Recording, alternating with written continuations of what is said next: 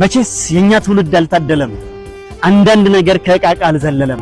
በቃ ይቅር እንዳሰብነው ካልሆነልን ይሻለናል እንደ ድሮ ዝቅ ብንል፣ አኩኩሉ ድብብቆሽ ገመድ ብንዘል፣ ነፃ ትግል ብንላፋ ብንታገል፣ መዘነጫ ከጉልበቱ ቅዳይ ሱሪ በባዶ እግር ጸጉራችን ባላቶኒ 3 ቲሸርት 2 ሹራብ ጃኬት ለብሰን ክቧን ዳንቴል ኮፍያችን ጣል አድርገን ለክረምቱ ሳንስ እንዳይበርደን ሳናበዛም እንዳይሞቀን ያለን ሁሉ ገጭ አድርገን ጭቃብኩተን ዕቃቃና ባልና ሚስት እንጨት ለቅመን ጎጆ ሰርተን ብንጫወት እናርፍ ነበር ከባል አምሮት ከሚስት አምሮት ከቤት አምሮት።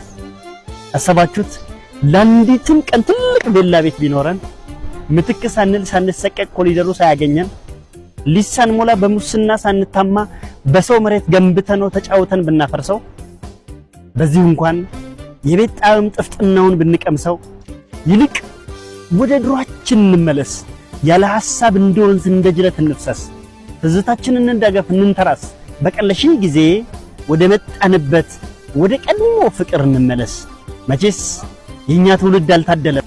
አንዳንድ ነገር ከዕቃቃ አልዘለለም። አንዳንድ ወሳኝ ነገሮችን ፍለጋ ወደፊት ከመዘርጋት ይልቅ ወደ ኋላችን መመለስ ሳይቀርበን አይቀርም።